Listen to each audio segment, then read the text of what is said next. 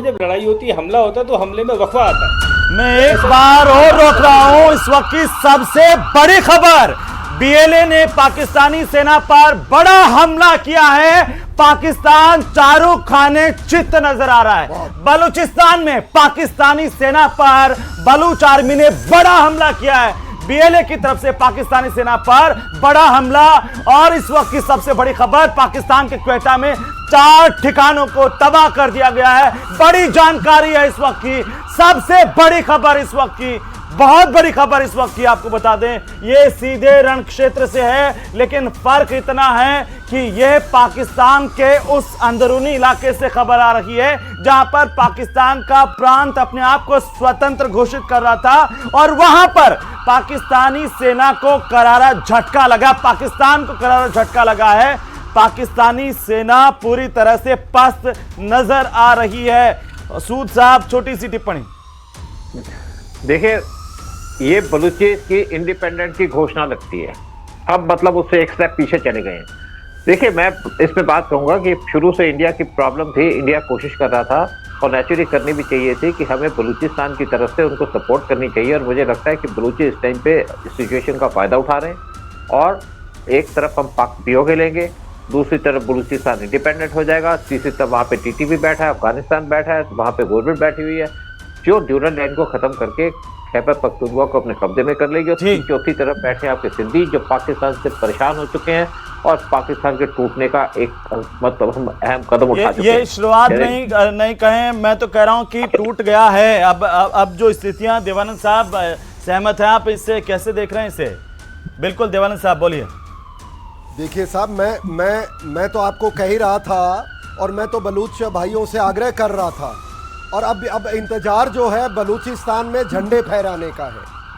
अब बलूच भाई कब झंडा फहराते हैं, और ये सुबह तक जरूर हो जाएगा, ऐसी मैं कामना करता हूँ। और आपने एक बात कही कि जो कश्मीर के अंदर जो लाइट्स ऑन हो गई है, ब्लैकआउट खत्म हो गया है जी, ये बिल्कुल साफ संकेत है कि पाकिस्तान का पीओके वाला जो भी कार्रवाई चल रही थी उसको भारत के समर्थन में देखा जाना चाहिए।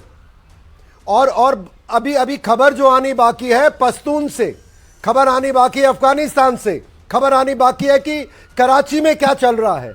और ये बिल्कुल इतनी तेज गति से हो रहा है। और जो हमारे अभी प्रधानमंत्री महोदय और सारे चीफ एक तरह कोऑर्डिनेशन कर रहे हैं, तो मैं मानता हूं पब्लिक डोमेन में खबर धीरे धीरे आएगी, पर बहुत बड़ी सफलता हमें ऑलरेडी मिल चुकी है, मैं ऐसा मानता हूं।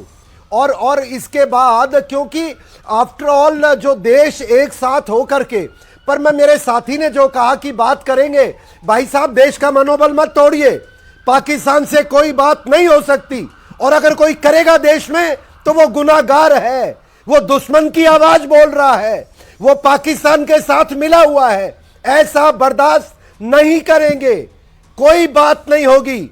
और पाकिस्तान के सेना चीफ को सड़कों पे लाया जाएगा, अन्यथा मैं मानता हूं भारतीय सेना पीछे नहीं हटने वाली है।